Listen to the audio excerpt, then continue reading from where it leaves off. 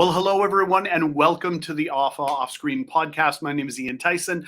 I had the pleasure of being the host of many of the galas and the awards this year at the Oakville Festival of Film and Art, and it's a joy to be with you again for our podcast. And today, we are talking with the director of the just fantastic horror alien invasion, I'll let her tell you, movie Slashback. Please welcome Nyla Innuksuk.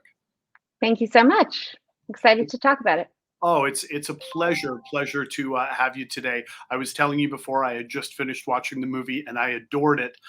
I could certainly give, the IMDb summation or just my own, but I would love to hear your description of the film. I have my own, maybe we'll compare notes, but tell me what your description for those who haven't seen Slashback about. Yeah. For me, at its core, it's really just a fun movie about a group of teenage girls in a remote Arctic community as they take on this alien invasion. Absolutely. That's a great way of putting it. I'm not sure if you've seen this, but online, one of the descriptions they give is Attack the Block meets The Thing. Certainly two movies I love. Yeah. Yeah, that was fairly apt. I was getting some, Goonies vibes in there as well, maybe with the group of the kids coming together and the zombie movie aspects. It was really fantastic. Tell me about the inspiration for you in terms of this story and directing this film. Yeah, I think that you're right about there just being a lot of different inspirations, different genre movies that inspired this. When I got into movies, it really was as a fan to start with. I was really passionate about watching movies when I was younger, when I was a teenager. I loved horror and Spielberg and sci-fi. But really horror was something that I was particularly drawn to. I think I just thought it was really great. I know that my mom loved Hitchcock and introduced me to Alfred Hitchcock when I was really young, maybe a little bit too young. And then I just, when I was a teenager, around the same age as these girls that I made the movie with, I started writing scripts and making movies with my cousins and making them get drenched in blood and get dressed up as ghosts. So really, when I had a chance to make my first feature, I just thought it would be so great to try and make a movie that was like one of the movies I grew up watching, but in this place that to me is also so familiar and magical. Absolutely. And a couple of things. One, you definitely captured, having someone who travels a lot for a living, and I've been to a couple of Arctic communities. I was in, northern Alaska, and have been to some of the more northern parts of Alberta and Saskatchewan and Manitoba. I unfortunately have not been able to go to Nunavut, but you really captured that very, very small remote town feel 1000%. Yeah, that community of Pang is really, really special and has just become a really special place to me, and to the cast. And we've since gone back and shared the movie with the community, and that was amazing. What were their feelings on it? It was really great. I mean, especially because so many of the people were, there were people that were in the community that were acting in it. Sure. And then we had all of our, a lot of our crew were from the community, and so just getting a chance, and for the girls being able to return, and they had made these really great friendships, and now that they're a bit older, getting to catch up and go out on, all their friends seem to have their own snowmobiles and four-wheelers when we got back, and so they were off on adventures, and it was just really, it felt really, really nice. And everyone loved the movie. So when I went back a couple of weeks ago, girls in town knew the rap and were quoting lines from the movie, and were asking about Thomasy and if he had a girlfriend. So yeah, it was really nice to see impact. Going back and seeing how the community received it really has been the best part of the process for me, and I think for the cast as well. Amazing. That's so great that you were able to go back and share that with them. You were mentioning before about you getting into horror movies and making your own, and I certainly had my own experience with that in my youth. What is it that you think within what age was that for you? Was that in sort of the 13, 14 kind of range with that stuff? Yeah. Yeah. Yeah, I think it was probably grade 7 and 8. Yeah. I don't know what I think maybe there were some really awesome horror movies that came out when I was growing up, and even Jurassic Park was so scary, and a Sure. really defining movie for me. Um, Star Wars and Indiana Jones definitely. But then I think I was, the Scream franchise came out Sure. at some point, and for me it was with that and the Blair Witch Project and the Sixth Oh, Sense. Being that age, it just was I don't this want to talk really. about the Blair Witch Project. I just don't. No, I totally get what you're saying. Now it's interesting that again the girls are about that same age, and it's kind of right around this time where I guess as we're growing, we're starting to push limits, both with our parents and what we can get away with, but also Exactly. do you find that maybe that draw to horror at that age is because of you're pushing these emotional limits, like it makes you feel something different to be scared? I think so. I think that there's one that, yeah, it does feel like we're getting away with something when we're watching something that, oh, is this appropriate for us? And maybe for someone like me who was for the most part a really good kid, if that's how I was kind of taking risks, is by watching movies that might be too scary, then I guess that's not too bad. And then I think also just as we're growing up, that we're starting to realize that the world is not totally safe and can be a bit scary, and then we're trying to figure out how to process um, fear and violence, and I think this is just a way for us to be able to kind of process a few of those things in a way that feels safe. Right. Well, and that makes sense, and that's also the experience that the girls, Micah and her crew, are going through in the film. And there's also maybe these two things align with that age. I'd love your thoughts on it. In that, especially with Micah, there's a sort of wrestling with her culture and a rebellion or rejection of it, and then coming to terms with it. Is that something Yeah, kind of maybe pushing away from the parents at that age? I think that definitely the age that the girls were definitely influenced the movie, just in that kind of coming of age element was brought in. And it really was working with these teenage actors in the development of the script that some of these themes, and also just being familiar with what it was to be an Indigenous teenager, these ideas of shame, Right. and and when you're and figuring out where your indigeneity fits in to your identity and who you are. And when you're 13 and 14, Knowledge Oss was 11 at the time, you're trying to figure out where you fit in the world, and maybe different ways in which you're the ways in which you might be different or stand out are more noticeable.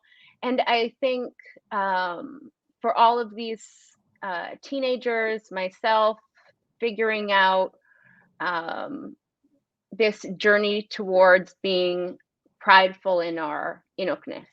And that's something that we did talk about a lot, and that we all want for ourselves, even if we might not have all been there quite yet, is how do we get to this point of being prideful in where we come from, in who we are as Indigenous women. And a lot of that starts with our language, and some of the language that the girls used would just carry shame within it.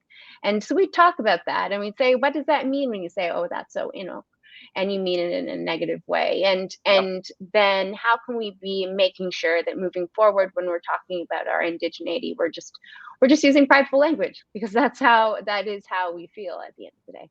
Well, and it is an interesting journey in the film for Micah, and especially when, she's just to maybe puff out her chest and shoulders back and try and plant her own 2 feet when they're at the party, and she's kind of rejecting so many of those things. But then, and sorry, it's Thomas, right? Thomasy, yeah. Thomasy, yes, thank you. And Thomasy is then, but he's like, well, no, that's cool. And these 2 things kind of butt up against each other, where you're there and you're at that age and you're seeing a boy and you're trying to be cool, but he thinks the opposite is cool. Yeah, and he thinks it's cool that she's just who she is, and she's not quite there yet. And I think that's something definitely for these girls to figure out, is not only that they actually might be uniquely capable of taking on this threat, and that requires them to really embrace being hunters, and from this place of hunters. Well, and that really speaks to the story. That's one of the things that I loved about it, is one, just culturally speaking, for the zeitgeist and what you would normally see in this type of movie, though I don't want to pigeonhole it into one thing, but in this type of movie, especially, 80s movies like some of the ones that we mentioned before, it's a group of boys that set out to do this thing, but this is a group of girls taking charge, doing it, and they're the strong hunters. They have the skill set, and just embracing that part of their culture.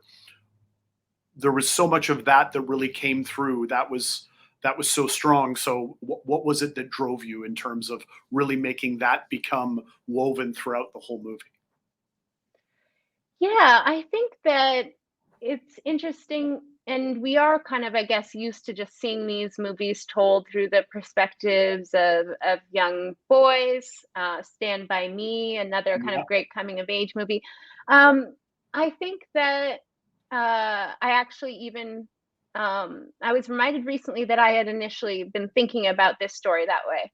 And then it just clicked at one point, like, oh wait, like I actually I probably have more to bring to this story about teenage girls and the dynamics of teenage girls, and hanging out with these teenagers, and some teenagers in Pang in particular. It was like, oh, I think that these kids could handle it. One, that they would be able to take on an alien invasion, and two, that they would be talking about boys the entire time. Absolutely. Well, and now that's an interesting question, because A, you had conversations with some of the people in Pang, and B, the actresses that you had themselves working, as someone that you're not a teenage girl anymore, or at least in this time. There was a real specificity with the language they were using that sort of spoke to the moment. Did a lot of that come from them and conversations? Yeah, my co-writer Ryan Cavan and I spent a lot of time with, I guess it was Alexis and Chelsea, and Knowledge Oss a bit. I had worked with all of them on a proof of concept before I brought Ryan on, and then we all kind of spent time hanging out with each other, and so we got to know each other over a couple of years, and definitely the way they spoke influenced the script a lot. And when we were having them read through, or when I had the kind of initial auditions and hearing from the teenagers that, oh, this sounds exactly like how we talk, it was just like, okay, it sounds like we're kind of on the same page. And then certainly the girls might have suggestions throughout. It's, if I I think I would say it more like this, and we'd make those adjustments. And that made it seem more natural. And I love you said, yes, they're constantly talking about boys, but one of the themes that seems to come up through their conversations as well is the nature of all of their friendships and whether they are good friends to each other, which I thought was interesting as well. Yeah, the friendships are so important. And when you're that age, it really does feel like your friendships are the most important thing. And maybe it's not even at that age. I think that and the dynamic of teenage girls, I think, is really special.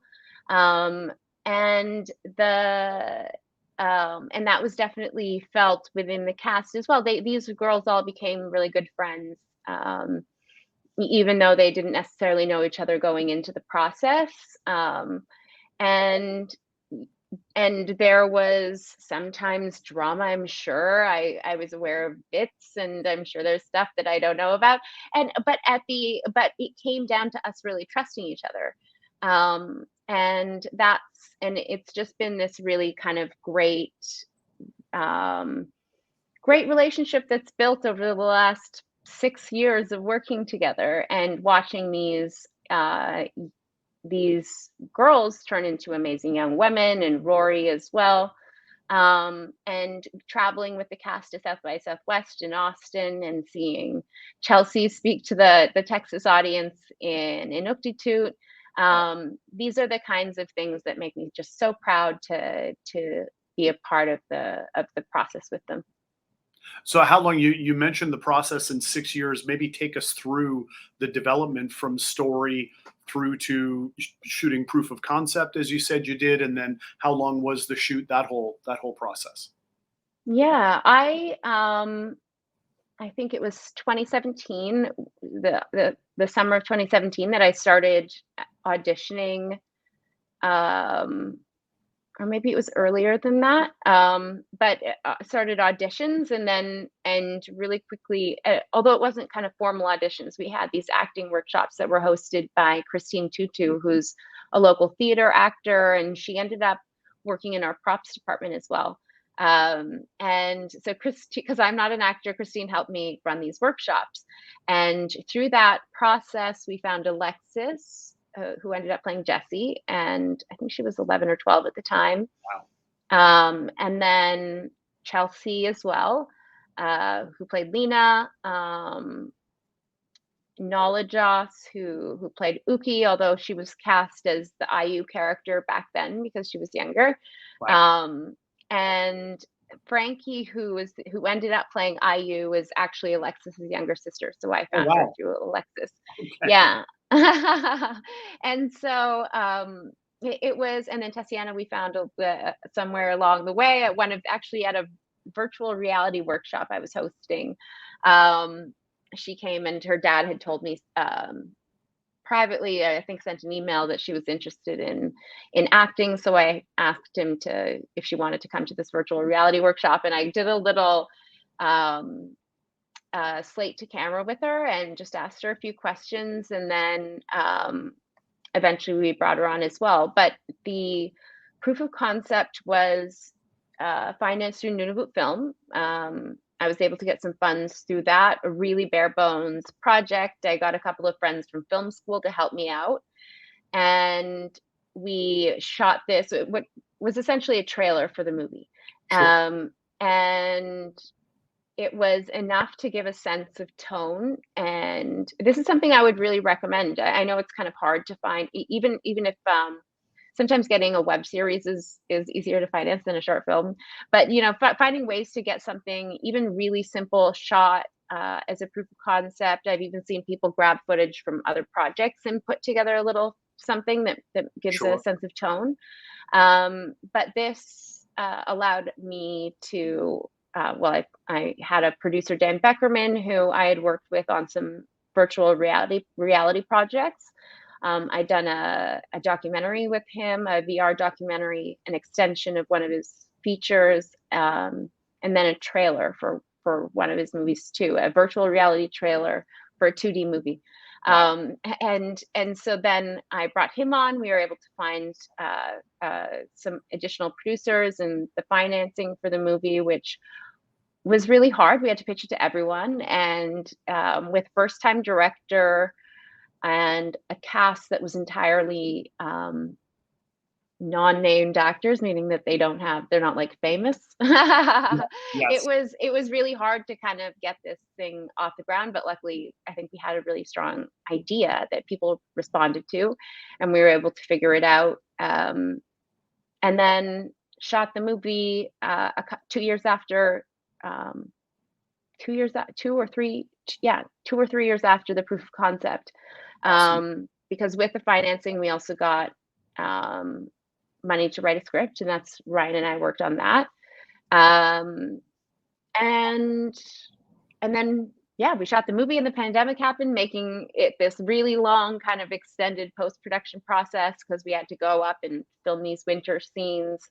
Um, You had to do that but during the pandemic, some of the winter scenes? yeah, and so Oh, we had to quarantine our entire, well, a very small crew, but our crew for 2 weeks in Ottawa at a hotel near the airport before we could fly up.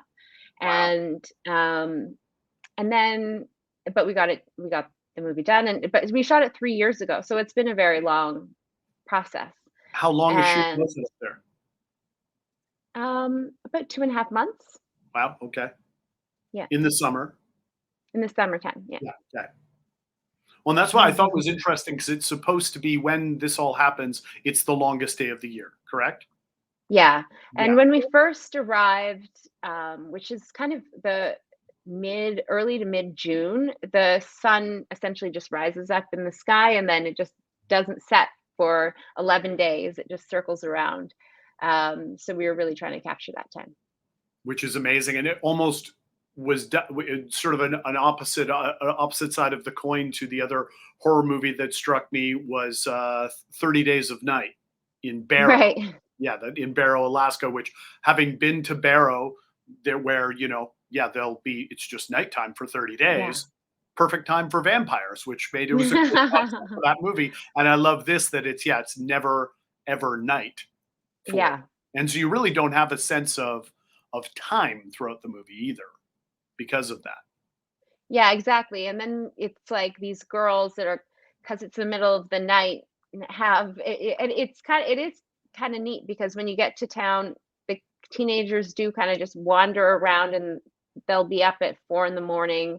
And you really just it's they kind of have a run at the town Yeah, because everyone else is kind of going to work still at sure. normal hours. Well, and even when I've been able to be inside the Arctic Circle, the short time that I visited it as well, there's also that thing with locals and especially local teens where I was freezing cold and had a jacket because it was I was there in April and it was 20 below. I had Yeah, big puffy jacket on. All the teenagers were walking around in hoodies because it was getting warm, and I know. it's a whole different sense of temperature too.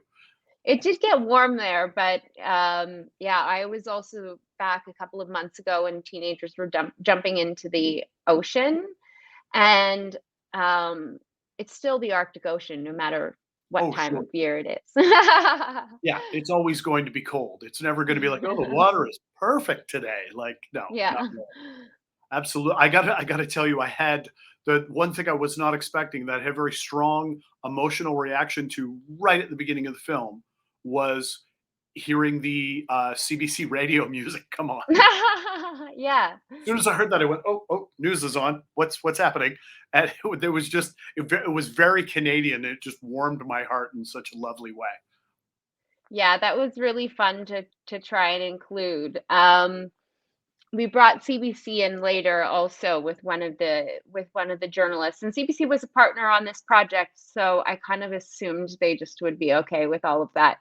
Um, and I haven't heard otherwise. But I think that a little jingle is so familiar Oh, to all of us, and especially in the Arctic, the radio is so important. That's everybody listens to the radio, and we also have local CBC radio that gives local announcements. So having that little jingle, I thought was a well, great and it little was, part. nice to see that some things don't change in terms of teens, no matter where they're located, that the phones were still everything, Yes. and, their whole lives happened on there, and in fact, the discussion of, like, "How much data do you have?"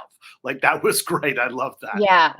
Yeah, exactly, especially up in the Arctic, the data is crazy and expensive and, but, yeah, everyone's on their phone always, and that was almost like a status thing. So, like, Sure. phones were definitely like an important thing, and part of the like anywhere, part of the teenage culture, and that is something that I got some questions about in the press was the choice to make the girls so modern, which I thought was really funny. Um, because I didn't consider making like a period piece at any point. Yeah. And so this idea that it would be, but I think that people are not used to maybe seeing indigenous kids in a modern context, and so that was interesting to hear that feedback. Well, and that's what's interesting too that you say that is that I also found, and you can tell me if this was a conscious choice in what you were doing in a very modern framework. They were also doing the very ancient thing of a barter system happening with everything they did with their with the siblings. Like, okay, you do this, and I won't tell this thing, and then you won't tell that thing, or even just at the beginning with the give me your $15 and you can use my phone part time. And there just seemed to be a lot of bartering happening constantly as currency through the movie. Yeah, I think that is like kind of Uki's character. She's someone who's and I would say that was less of like an obvious creative choice, and really more of just hanging out with these sneaky kids. Yeah. At one Well, yeah, point, because there was Frankie, deals for oh yeah, everything. this is how they that we were always like, we could overhear little things going on, and at one point we had to cut off sugar from set, and or at least until like 4 o'clock or something. We had to have these rules because the kids were going crazy, and so Craft services would be just a wonderful yeah, so we thing. had to ask, craft services for no sugar on the set until a certain time. And when that happened, because these kids got per diem, which is cash, that they can spend however they want. And at one point, Frankie, who was 8 years old at the time, went up to a crew member and with a $20 bill just slid it over and said, "Keep the snacks coming." That's incredible. Oh my gosh, that is So amazing. these are the kids that we are working with, and so that those kinds of things definitely, and I would say Alexis and Frankie were kind of the experts at that. Little side deals happening. I can, yeah, imagine. Yeah. I can only imagine. Yes, you would something you wouldn't think about working with kids and having to get craft services to cut off sugar. I can't even imagine. What is next for you after this film? Now, I mean, you've traveled it around. It's been to, as you said, you were at South by Southwest. Obviously, it was at the Oakville Film Festival. What's next? What's happening for you? Yeah, we're bringing the cast to Spain. We're Oh, going to amazing. be showing the movie at a genre festival there, and that's next month. And I'm so excited to do that. And we have a few. We're definitely still working on getting the movie out there. Um, I have other projects that I'm excited to kind of get going. Awesome. Like I mentioned, this was 3 years ago, so that we shot this, and so it's been 3 years of feeling like, oh, that's how you make a movie. I feel like I'm ready to do it again. Like, Sure. and so and then being told, well, you have to get the first one out. So I'm always, ready to jump into the next thing. And I've got Ryan Cabin, my co-writer on Slashback. We are working on a couple of projects. One is a psychological thriller that we're hoping to film next winter, or Awesome. rather fall, I would say. And then, yeah, a couple cool things that are still cooking. Still marinating right now. But Yeah. so if people want to be able to follow your journey and see what else is coming next for you now, how can they find you, follow you, whether it's social media, what have you? Sure. I don't have Twitter, but I'm on Probably a good Instagram. thing. You're on Yeah, Instagram. definitely a good thing. Yeah. Uh, Absolutely. yeah. Instagram for myself. Slashback has also got an Instagram account as well. Awesome. And is just your name for Instagram if people want to find you? Insta Nyla is, and then Insta9. yeah, and then at Slashback movie, I think. Awesome. Well, just so that people can follow it, it is accessible out there. People can watch it. I know it's available to be purchased for rent on YouTube and on Prime, and I watched it on Prime today, and it was again just fantastic if you're a fan of horror, if you're a fan of thrillers, if you're a fan of alien movies, if you're a fan of these teen type adventures, and you just want to see something so very unique and deeply Canadian and just downright delightful, I would so recommend Slashback. It was a joy to watch. And Nyla, just a joy to have you on today. Thank you so much for making the time. Thank you so much. It's been great to chat. And Slashback will also be on Crave in Canada. Awesome. At the end of the month, September 30th. Awesome. And next month it will be available on Shudder in the States. Amazing. Shudder and Crave, please check the movie out.